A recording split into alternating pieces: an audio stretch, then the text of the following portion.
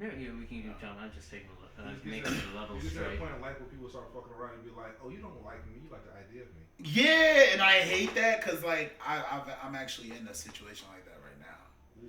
with like with the right one, Ah. Mm. but like She don't know she the right one, do she? all. That's a it's like you could tell them whatever you want in the world, unless they believe it themselves, they'll always keep acting the way that they act, man. and that's it. Like you know, What do you do with that? you could shower them with gifts from the stars. You could give them all the compliments in the world. Either they're gonna make time for you or they're not. Yeah, I used to be on So the opposite real end of that. quick, before we Yeah. get started with the actual interview, you good to go? Yeah, yeah, I was rolling.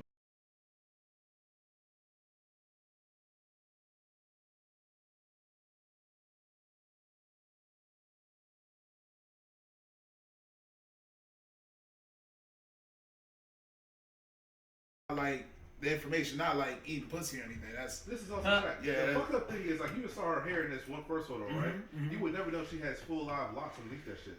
I mean, yo, women are getting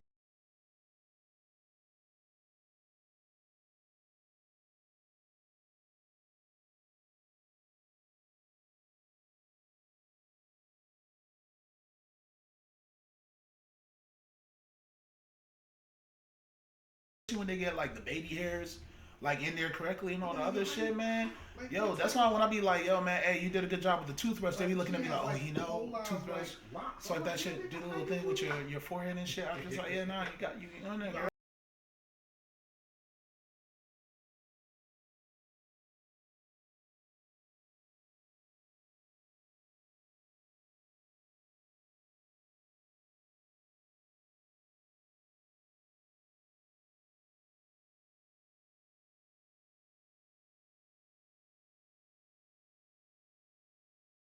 Oh, this is nasty.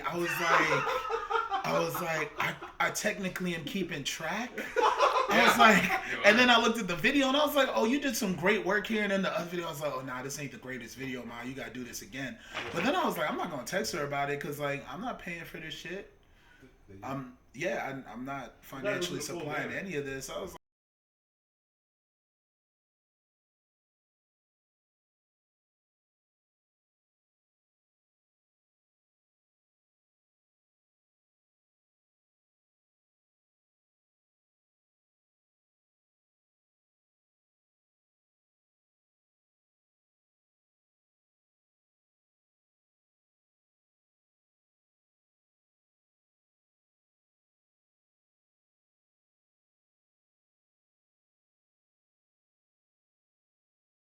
every time you say it, like lightning goes off behind you, and I picture like a room full of a gangland of niggas is behind you, like, yo, me too, kind of like, whoa, he just talking, he just.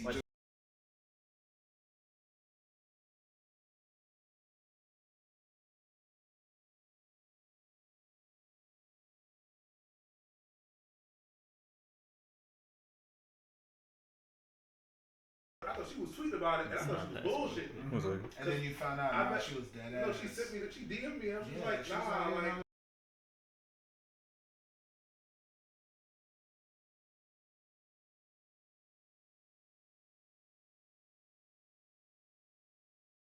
she be doing that little thing with her tongue. It's just like, Nah. she do that little thing with her tongue. I just, is that gonna Yeah, record stay me saying? comfortable. Yeah. Oh, yeah.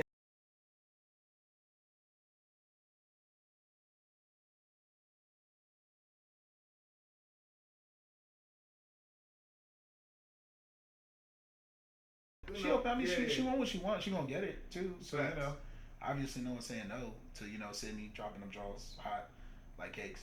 Actually, I told her no because she wanted me to do it.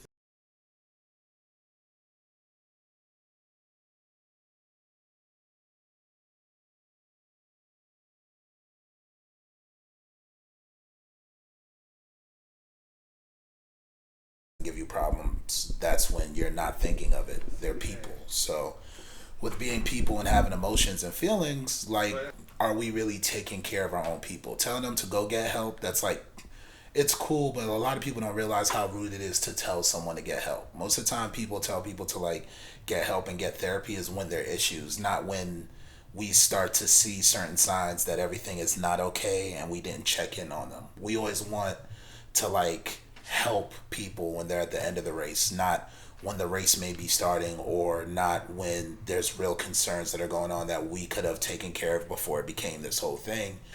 And we by design and by existence do have a responsibility to those people even if we don't know them. Like, I work on U Street. I see fiends, 10 fiends a day. I can't help them because if I do, for the fiend, their game is let me get this dollar so I can get this dope. But the way that I've treated them, I've humanized like a lot of the dope fiends that are on the corner that are out there, like the homeless people on U Street. They know me and I know them, and I've always like talked to them humane and helped them out when I can. But when I've ever talked to them about getting help, some of them have gotten help, and since then I've been proud of them. But the ones who haven't gotten help, I haven't been less proud of them. But I can't help someone who doesn't want to help themselves, especially if like all their facilities aren't correct. So I gotta move accordingly. And like, I'm not telling people, well, you gotta do this. No, just keep that in mind, because like, this project comes from a place of being powerless in the position that I couldn't help a loved one, and that's like very different. So like, when I say I would hate for someone to become who I am, I'm basically saying I would hate to have known that someone was trying to give me the information to help a loved one, myself included, and I didn't listen when I had a chance to listen. I didn't attend things when I had a chance to learn things. That's one less chance that I have to save someone who could be saved by me. And it's not like it's not coming from the perspective of I want to be a hero. It's coming from a perspective of, imagine yourself as a parent and your kid gets sick and you can't go to the doctor. That powerlessness. Yeah, that powerlessness. It's scary. Yeah, and then you flip the script. You as an adult dealing with another adult that you love and care for, but you can't do anything for them because you don't have the knowledge. And then all of a sudden you're trying to like reach out to psychologists and therapists and you want them to give you information, but you got to pay for that. If you do it before there's an emergency, the way you digest that information is a lot different from there's an emergency, I need it now. It's like they don't know you shit. They don't have to give you things when you ask for it just because that's their job or designs. You either got to pay for it or you have to approach them in a situation before it's dire for you and not for them. Because at the end of the day, after you ask these professionals for help, they don't have to help you anymore. You feel what I'm saying? They don't owe any of us anything. That's why I tell people to get it while you can before it's an emergency, or at least get it taken care of, or at least try to learn the information. And for the medicine side of things, having that information readily available to the public would change things too. I don't got the budget for that shit or anything else like that, but it would definitely change the way information is presented and digested on both sides. So why do you think there has been such a problem in our community with people? You mean in general, or like our spaces here on this side? Well, just specific to our spaces, people waiting to get that help. Is it strictly budget problems? Is it like the finance side of it? Is it a cultural thing? We never think it'll be us. We never think it'll be us. Like, when people die on TV or on the news, we have the fear of, thank God it's not me, but we never have the fear of, that can be me tomorrow. We don't move with that fear. We move with the, I made the cut, I'm fine on this side. We move with the urgency of, well, as long as I take care of these things, life can't get that bad. And it's like, nah, it can get bad for all of us. We just happen to be blessed to be on their side. Like, what was the name of that movement where everybody turned their profiles on blue for a little bit? In support of Sudan? Yeah, the Sudan movement, right? Yeah. One of my boys was over there and he almost lost his life. Nobody knows this. Came back over here to this side in America and he was so happy to see me, and I was like, what's going on? He was like, bro, I was there. He's like, I saw people get shot right beside me. I lost family members to that movement. And he was like, you guys don't know how much of a difference, like, changing the profiles to blue and that support for us internationally, how that love really did change things on that side. Because the way they were moving before everybody started changing their profiles to blue on Twitter and on Instagram was way more vicious and violent than when they saw that internationally the community was really, like, keeping abreast of what was going on and they were able to follow what was going on. And from that movement, that changed things. But for us right now, like, the last 3 years, mental health is now like more of a concern. For me, mental health was a concern in 2012 when my friend told me about her issues that she was dealing with, and like we had our talks. That was the first time anybody ever mentally came to me about like what they dealt with by themselves. And I always ask like, why weren't the adults there for you? And it's like, how many times do you go and say something to an adult and the adult Googles it or reaches out to the right professional people for help? Not, I reached out to a friend. Chances are they're going to reach out to their friend. If their friend was like, I was in this similar situation, so this is how I got help, that's the end of the talk. They don't think, I've reached out to this friend, let me reach out to like a professional, let me reach out to an office, let me ask all the right questions. Because like we put our days in front of our health. Even job wise, we put like how much money we're making or how many hours did I get off in front of our health. Our health is secondary in every single category. Like the e-cigarettes, our health. Mental health, now it's a topic. This is one we're concerned. Even knowing, I didn't know that mental health had a color in terms of when it was celebrated during a mental health month till last year. And that was because I was in the middle of doing this. And I had somebody that had nothing to do with my project let me know, hey, mental health month is coming. This is the color. Did you know about that? And I was like, nah, I didn't know. And we're all products of that. So it's been just a little bit more now than a year since the first Get Home Safe. Yeah, the first Get Home Safe was the end of March. That was my birthday month. And that was the first official Get Home Safe we did in terms of mental health pop-ups. But the first mental health pop-up we did was the beginning of February at the Fridge over at, are they Northeast? I think they're Northeast. Yeah, no, Fridge, I think it's Southeast. The Southeast? Yeah, over in Southeast, yeah. Yeah. So, this whole project initially really began out of, a regret that you had about like being able to... Spitefulness and anger. So, on that note, looking back on, the past couple of events and what you've done so far, how is it shaping, things that you feel like you're doing right in the future and things that you want to change for the future events? For me, I feel the future can one day be bright for people who struggle with that. I also feel that my team is important for a lot of things that we have going on. That's why, taking off November, December, and part of January was more important than like putting a whole bunch of events together. Because it's like, I have like a 5 to 6 person team. Everybody has like a day job that they work every single day. What's that, like 8-hour days for like a week? Some people do overtime.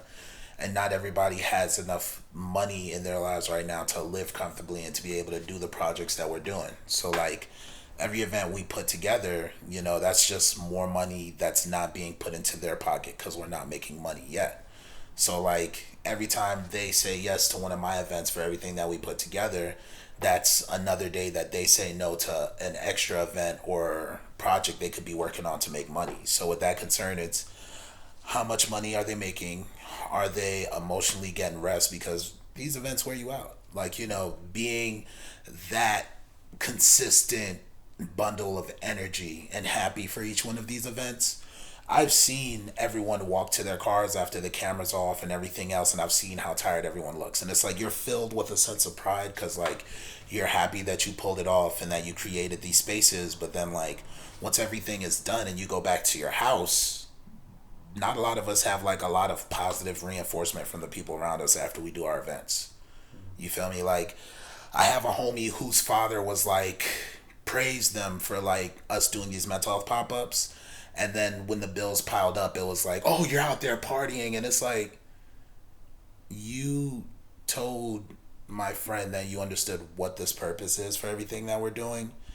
And because of things not working out in their life currently, now it was switched from you're doing a great job and you're helping people as much as you can to, oh, it's because you're out there partying. And it's like, don't write this shit that we're doing off. We don't do this for the good time. The good time is created when it's there, but we bring the fucking therapist to the function. Like, we're bringing the therapist to the function. How many places are like, yeah, man, I had this party. Oh, by the way, brought the therapist to the function, man. Find him in the back corner right by the shirts. Like, nah, no one's doing that. No one meets you at the door with like a hug. Like, hey, I'm glad you can make it. Here's our lineup of therapists we have going on this week. If you like them, let me know. If not, I could reach out and get other information of other therapists in the area between like DC, the bottom of Maryland, and the top of Virginia to get you some help.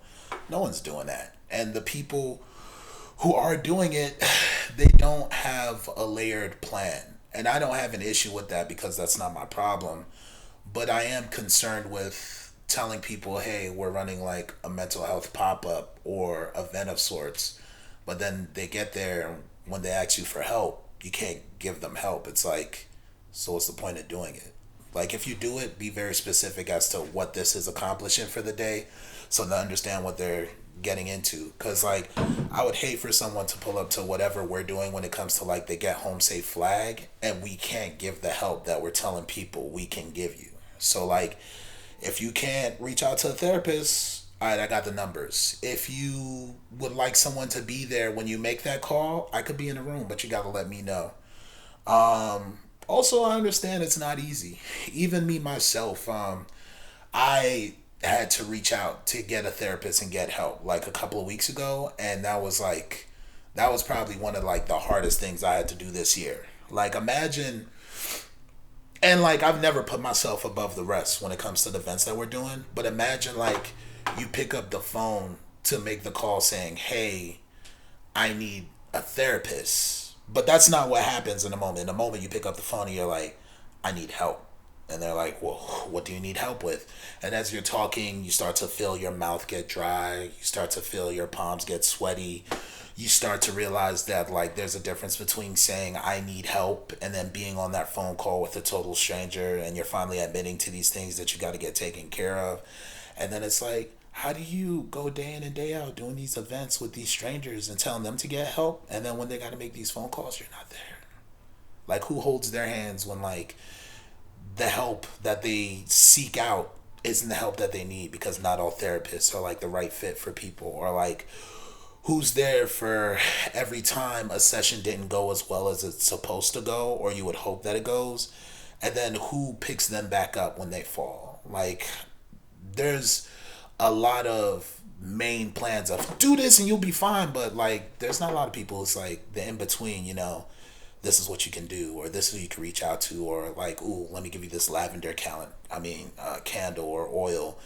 And like for us, it's about getting them help, and then it's about always trying to create places that they can recharge emotionally to keep fighting that fight. Because like, sure, you could put it in like a pamphlet, but how many of us are actually going to sit down and read a whole fucking pamphlet? Not a lot of us. But like, if there's a number and someone who's there for you, it makes that process easier. Because like, that born alone, die alone concept is very real. I'm from Jersey. My parents are in New Jersey. When I do things by myself. There's not like a conversation. There's not a group of people who vote with me. There's just, I got to do this shit. And then there's the friends who are concerned. But like, if they keep assuming you're happy or you're the epitome of whatever a movement is, they assume it can't be you. And it's like, nah, it's all of us.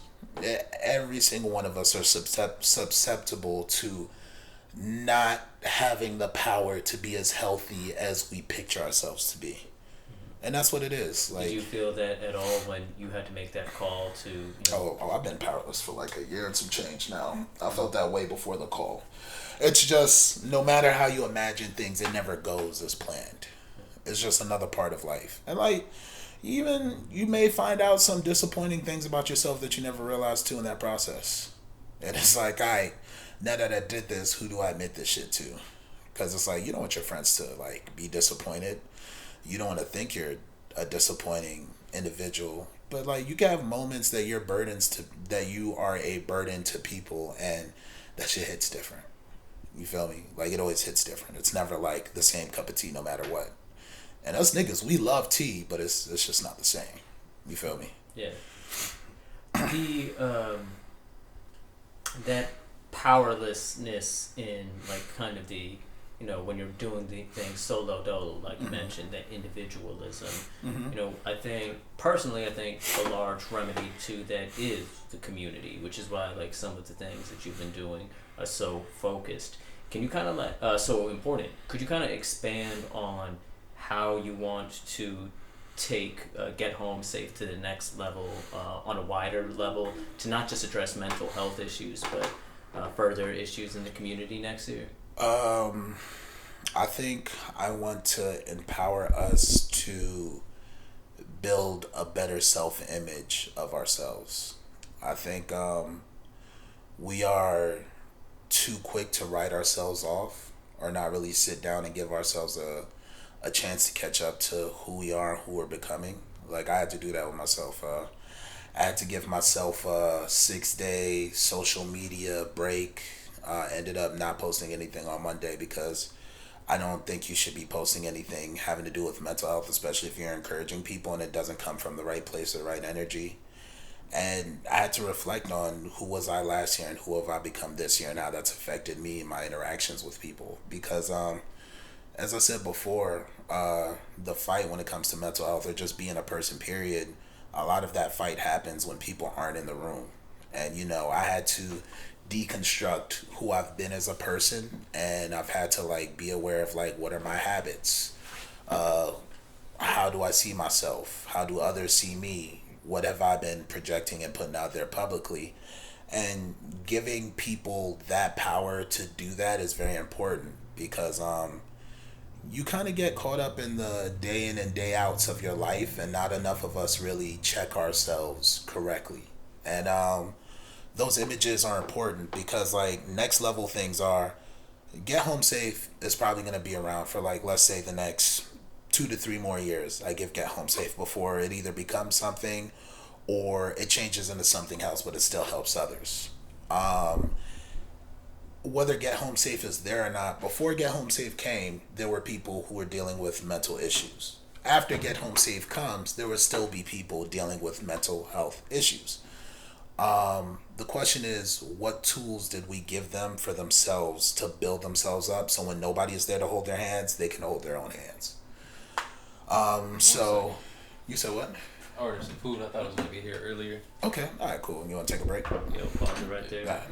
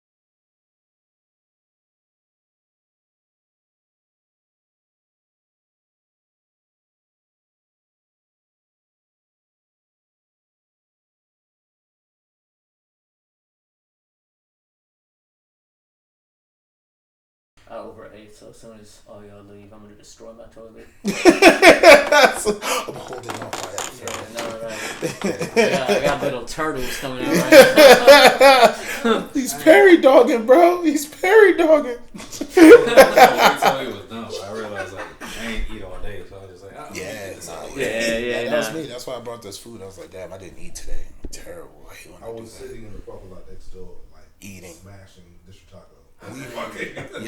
We do such a poor job of feeding ourselves. Yeah. Like, you know how many days have gone by that, like, I just won't eat food and I just won't think about it. Like, I gotta start giving a better fuck about myself. Like, 'cause that's not it. Not like real life. Like the missions, Get Home Safe, everything else. Like, I'll just have days that's like, all right, let me get these emails together. Let me get this design together. All right, did I hit this person up for, like, these events we want to do? And then, like, you get to the nighttime and it's like you woke up at like 11 a.m. Bitch, it's 11 p.m. You still ain't eat yet? You just been sipping water and sucking on buttons? The fuck wrong with you, bro? Like, no, don't do that. But then I be doing that. I'm like, nah, that's not it. Period. But do you think it's common for like creatives or people like kind of going on their own path to like have that kind of lifestyle where it's like sporadic sleep, lots of missing days of. I don't know if it's the same for them. I know for me it comes from desperation. Like, I want this shit to work, like bad. Like, some people wake up in the morning, they want to make sure that they have perfect teeth. I wake up in the morning and I want to make sure, like, My niggas are good. Niggas I don't know, they good. People that's never met me before a day in their life, they good. Like, I don't want to see a daughter crying because like her dad committed suicide and no one in the family could really explain to her that like he's gone to a better place, but like, you know, we can't tell you how he died or what happened. I don't want people to go through that. I don't want to see people's parents crying because they should have gone before their daughters or their sons. Like, that's sad to me. That's crazy. I don't there's so many things that I want to change, but taking my time with it, that's all I can do. Like, I can't speak for creatives. I can't speak for where that energy comes from. I can only speak for me. I mean, I've seen it before and I've called them out on it, and you know, my folks call me out on it when I've gone a bit too far, which is I go far quite a lot, but yeah, that's the best way to answer that shit. Like, I don't I don't blame them for being desperate. You got to be desperate when you want things, but like you also got to take care of yourself. You can't do shit if you're not eating. You can't do stuff if you're not sleeping. Like, my whole sleeping schedule is fucked up. You know how many times I've seen the sun come up? I don't fuck with the sun. I don't want to see the sun come up. What am I, sitting in my basement by my bedroom watching the goddamn sun come up? You know how sad that shit is, man? It's the sun. It's supposed to brighten your day. I be looking at that shit, first word come out of my mouth, I'll be like, fuck, it's the sun, nigga. Damn, I did this to myself again. Let me go brush my teeth. But what, you know, through all those moments when you're feeling that, like, Yeah. work until the sun's up and, you know, all the anxiety that comes with, like, trying to plan these events and make them pop right. Like, what's driving you? What's keeping you going through all of it? I don't want them to be me. I don't want them to be me. I don't want them to have gone through what I went through last year. I don't want... There shouldn't be more me's. People know me for the guy that gives the best hugs on U Street, the one that always gives them the smiles that they need in their day, the one person who asks, how are they doing? And it's like, yeah, like, I think I have a... Is it called an aversion? Like, when you, like, avoid things or something that's, like, not a good thing? Like, I can't date someone who doesn't know how to, like, check up on me and see how my day is going. Like, there's a difference between asking about someone's day and actually inquiring about what happened in that day. I can't do a simple conversation. Most people's like, nah, you just trying to fuck, right? And it's like, nah, I can't just do that. I need, like, real human interaction. I crave for, like, real human interaction. Like, check-ins are nice, but I'm the mental health nigga. I get a check-in every day. Like, if you meet me and we talk or we have an interest of some kind mutually, like, I don't want to be treated as the same person that I am publicly on Instagram. And it sounds weird to say that, but you know when people are talking to you because of the persona that you've become, and they're talking to you because they actually care about who you are and what's going on with you. And, like, you know, I want that to be an even exchange. So I don't want anyone to go through what I've gone through or what I have had to become in the past to get to this point. Like, my trial should never be someone else's trial. I'm not trying to say I want them to be soft and I want everything to be like roses and daisies, but, like, no one should ever volunteer to be in a depressive state full of anxiety and not knowing what their future is. That shouldn't be something that people strive to achieve. Like, you know, we want the success. We want the cake. We don't want the people who fucked us over. We don't want the pain that comes with it. And unfortunately, that's what life gives us. You feel me? Yeah. Like, and I used to be upset with myself. I'm not upset with who I've become. But, man, this shit is not easy. It's not. And I wouldn't want anyone to be me currently. But, like, I would strive... I guess the best way to put this is I strive for them to be able to be themselves without being disappointed in what they've gone through. You feel me? So let's take a moment to introduce the world to who you are. Who are you? Juice Jones. I did my full name introduction in the last video. So Juice Jones, manager for Velvet Lounge. I do mental health pop-ups throughout the city between DC and Philly. I think we've done about are we at 13 to 15 events so far between like what we've done in the city between That's about right. and shit like that. Yeah, and like I want people to be able to have the resources to save themselves and their loved ones, and I want people to be able to build better mental images of themselves to help themselves. I want people to be not afraid to get help. I want people to be able to have other people that they lean on when they have to make the call to get help. I have a whole bunch of shit that I want, but in terms of the we's and my team and people around me, you guys help me accomplish that, and you guys have made it possible. So like, every time I go on fucking Twitter and Instagram, I could say thank you, and people be like, "Why is he thanking these niggas?" And then they see the shit and they're like, "Damn, you better thank them. That's some great motherfucking work." And it's like, yeah, we did that. We did that shit together. So publicly everybody can see what we're doing, but. Whether it's public or private, I'm the same person. I'm not anyone's savior. I'm not here to save niggas. I'm here to give us the tools for us to save ourselves. And, that's who I am becoming. That's the best way to answer that.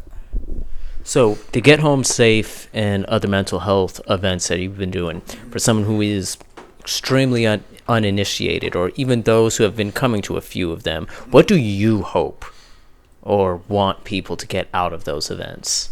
I want to trick people into coming to an untraditional space and seeing that, it's dope to see like the therapist at the function. I want people to ask, why did you bring the therapist to the function? I want people to be like, do you think it's safe to have alcohol around people who may need help? And I'm just like, whether I did this or not, people are going to come to the bar regardless. I just happen to be doing it at the bar. I happen to be doing it with dope ass DJs that are spinning. I happen to be the guy that's at the door of another establishment giving out hugs. And after they contact me, that's when we get started on the, all right, well, who's the therapist? Or if it's not who's the therapist, well, what kind of care package is it? Or why is there lavender oil? So that helps the mind relax. That's crazy. I never knew that. Like, oh, whose business card is this? Oh, this is for another black therapist that we've lined up for the events that we do. And we haven't had anything similar to this yet, to my knowledge. I don't think, second time saying this, I don't think I'm the right person for the shit that I'm doing. But I'm doing the best version of it with my team that's around me. And, we're doing the things that need to be done. Like, for example, next year, I want to create, like, all women spaces where women could come through, have stuff like Rose, talk about their problems, have a couple women therapists sprinkled in the crowd, and that'd be a Get Home Safe event that I'm not involved in. I want to create an all male space that I could be involved in, have dudes do the same, maybe some beers, some wings. I got a couple of locations that we're lining up right now for next year. I want to have events for people within the gay community that I fuck with, who fuck with me, and if they want to create that space or I can help them do that, I want to do that. Like, a lot of people, when they hear about women trying to make all women spaces or men trying to make all men spaces, they're like, well, why the fuck do they need that space? I'm like, bitch, you need space too. Every day we need our own spaces. So like, what's the issue with these people saying, hey, I'm a black woman, I need my own space, I want to create space for these people? Let them do what they're doing. If they need that, sure, let them do it. If they make the space and everybody who comes there realizes this is something that they've needed, then that's a good thing. What's the issue with these people creating their spaces? Are they going to all of a sudden come up with plans to rule the world? Get the fuck out of here. We're not trying to have niggas rule us. That's not what it is. But like, on both sides, whether it's men or women, if people are like, hey, I have this space and it needs to be created, then someone should volunteer to hold their hands, walk them through that process, and hopefully they govern themselves correctly within their spaces. But you shouldn't just be saying no to people who want these things. There's a reason people have wants, and that's like important. Like, I see too many of us want these things, but not enough of us are like, okay, I've given you this thing, you have it now, bet that's all you. Like, if you speed up the process for what people want and you give it to them, if they like it, they like it. And then after you pay for a couple of them, it's like, all right, guys, well, here's this space. You know what to do. You guys take care of it. I don't need to do that anymore. And they're like, well, why not? It's like, the shit's expensive. Everything takes money. Like, it's cool. But if you want that space bad enough and you give them the build for that space, the, the plans for how you want to put together, or suggestions to help them bring that more to life, once you're there, you can't really be mad at that, because it's like, well, I just wanted this simple thing, and you were one of the few people to say, sure, let's do this. And that's all you ever need in life sometimes. Those spaces can change lives if you give them a chance. So is it safe to say then that you almost envision the long-term goals for this, for you to just plant this seed and let these kind of spaces blossom into their own thing that people can take charge of. Yeah, I wouldn't. I want us all to be wildflowers. Like, too many of us are trying to be roses. It's not the only flower that's out here. We're different shades of people. We're different. We like different flavors. We all have different things that we like. Planting seeds are important, but also nurturing those seeds. That's like another thing that we're working on with these spaces and these talks. Giving the people things that they need. I mean, it's DC. It used to be Chocolate City. Now it's called Swirl City or whatever. When I gave my friends a chance to really educate me about the city, I learned different things. And I learned that when I gave them a chance, I was able to do this. So now that we're here, if people give us a chance, I could show them something they haven't had before. If they get it from somewhere else, I don't give a fuck. Just go get the help. That's all. Go get the help. I want people to know that there are people who want them to get help before, like, you have to get help. Nah, fuck that. Just, if you feel something's off, look into the prices. This shit's expensive. Shit's expensive for a lot of niggas. It's expensive out here. But it's worth it. There's other resources that one day we will have access to get help before having to pay out of pocket. There are people who want to help us, but they have to know that we're out here in order to get the help. So, I talk all the shit that I talk in hopes that it'll hit the right people or come across the right ears. And they'll be like, you know what? I like those folks over there. I fuck with them. Let's reach out to them, give them some help. And then also another thing is, I want to work with, I should stop saying we want to work with other nonprofit organizations if possible. There's a community that's been dealing with mental health before we ever came on the horizon with this get home safe shit. There are people who are sitting in offices Monday coming through that are going to be like, you know what? It's Monday, and as much as it's not Monday and Mondays suck, whoever comes in this office has to get help. So, I want to create a place for them to reach out to us, just like us reaching out to them. When you look into like the far kind of future, 5 years down the line, do you still think you're going to be involved with Get Home Safe at that point? I should be. I should be. We'll see. I want to purchase and start a nonprofit. I want us to fill in those spaces of not just people who need help with depression, anxiety, or anything mental health related, but that I want to build a community of people that are able to take care of those people who aren't suffering from the same afflictions, mental health wise. I want to, we preach so much about community and go get help, but it's like, when they go and get help and they come back to the house with the father with the abusive language or the mother who says a lot of insensitive things that rips down their images, or with the little baby cousin who's picked up this bad habit from your uncle and they only know how to talk down to you, and even though you're the adult, you don't know how to deal with this kid talking down to you who you can't check. How do we expect these people to get better? It's like you want them to go and get help, but then the soil that you put these people back into isn't as good as them before they went to go get counseling. So it's like you want them to get better, but you don't want to help them get better when they're not getting counseling. What the fuck is the point? It sounds vicious, but I mean, it's very real. Like, we're so busy thinking about the medicine that we're not thinking about the other people surrounded the medicine who aren't taking the medication. They're just as important as the people who are taking medication. Absolutely. I mean, this is a community-based thing. Spaces, community, all of it is tied together into like overall well-being. Yeah. So, the emphasis on community that you've had, can you like just provide like some examples of people who've been impacted in the spaces that you've created so far, stories you've heard? I know a lot of them are talking to therapists, so might have to tread lightly. I'm not gonna say names. I have a couple of stories I could share, but I won't say names, of course. Of course. I have a patron who comes to my establishment every other week. We talk like once a month. And when I first started doing the Get Home Saves, he was like, I really appreciate everything that you guys are doing, because he was like, I didn't have this before. It was just me waking up day in and day out, wondering, do I want to live? And like, trying to figure out, is this worth taking another step, opening my eyes one more time? And he's like, and then out of the blue, you just came up with this thing. I started to notice your posts on Mondays. And he's like, I knew you were juiced, but I didn't know that's what you were into. And then it went from like these posts to doing this event, like, once a week. Because at first we did it like in February, we hit like 4 times in 1 month. And then he was like, I see the imagery, I see the smile, I see the music, and I really want to be a part of that room. And then like I showed up to your event in March, and he was like, you don't know me, but you know that I was a regular, but just the feeling in that room, those people embracing me, the hugs, the smiles. He was like, it's the first time in a very long time I was able to go into a room and just feel loved and accepted by strangers. And he's like, you did that. You created that.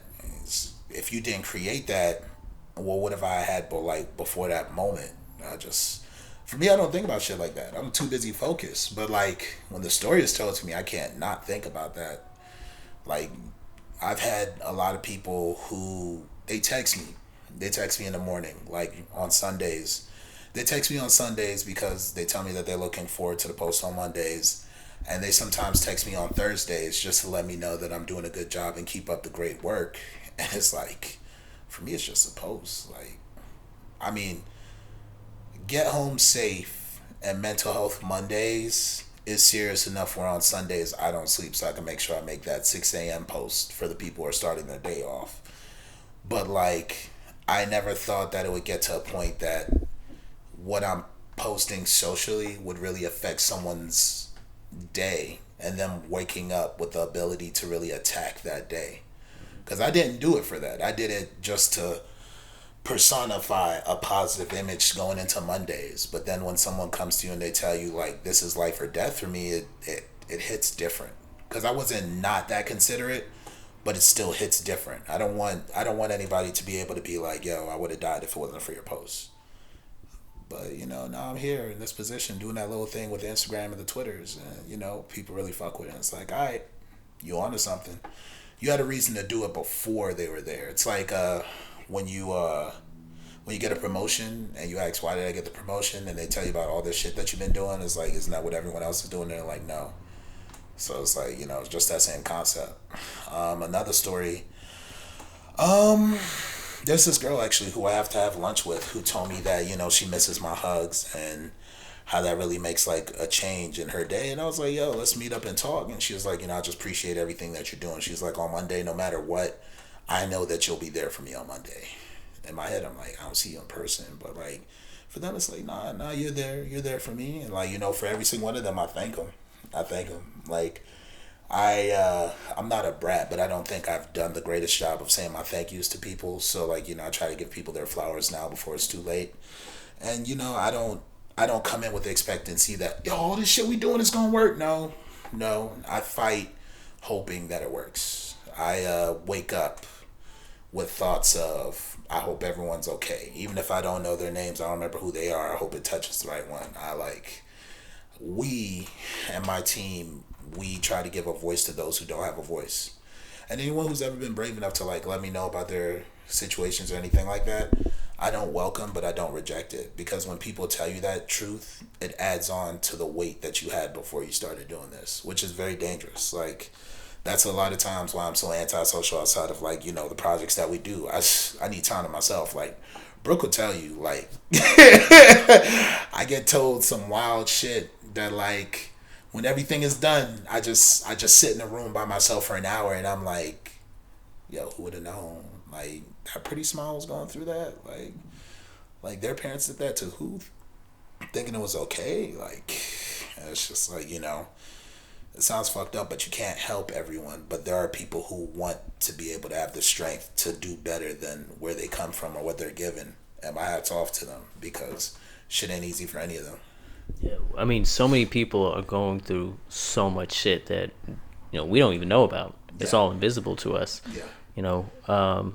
What would you like to see yourself and your community around you do better in regards to, being kind to each other and helping each other through like that invisible shit we all got to go through? I think we do a poor job of caring about each other. Like, I try to avoid asking people on if they've taken care of themselves. You feel me? Like, this checking in on each other really became about the check-in and less about the people and their days and how they're doing. When you sit down, you talk to someone, it's like, hey man, so you've been taking care of yourself, right? It's very easy for someone to be like, yeah man, I've been taking care of myself, drinking water, keeping God first, and the conversation ends there. If you really care about them and like what's going on with them, ask them about their day after you see how they've been, what they've been up to, that time that you ain't see them. Even if you're nosy, like, let them know it's genuine nosiness. And then after that conversation stops, take it to the next level. Hit them up the next day. Yo, man, what you been up to? You don't got to hang out, but sometimes just the importance of the conversation and the words and the people around you, like those who really care about you. We do a poor job of really caring about people. To care is an action. To inquire is an action. To want that information about their day, that's an action. And those people, they tend to imagine that you do care about them. Did you know, scientifically speaking, if you hug somebody over 6 seconds, chemically there's a chemical that goes off in your brain that builds the trust between you and that person just for you touching them for 6 seconds? Then imagine me, the guy who's probably hugged over 10,000 people within like under a 6-month period. And now I'm a part of this movement that's like hashtag hug your friends, hashtag love yourself, hashtag mental health Monday, hashtag mental health. And it's like, all right, I gotta fuck with him. He's been hugging me for years, cracking my back for years, making sure that I'm good, checking up on me, really like trying to keep the conversation going when he can. But then for me, I gotta personally like protect my own energy. I've had too many people who are like, well, you should go get help because of everything that you've gone through. And I'm like, nigga, you don't fucking know me. So, keep it simple. One last thing to end it out. What's up? A few words. So, what are you thankful for? Thankful I woke up today. Let's just do it on that one. Thanks for your damn juice. Yeah, I appreciate it, man. Just keeping God first, drinking my water, and focusing on the things I can. That's the best way to put it. Amen to that. Yeah.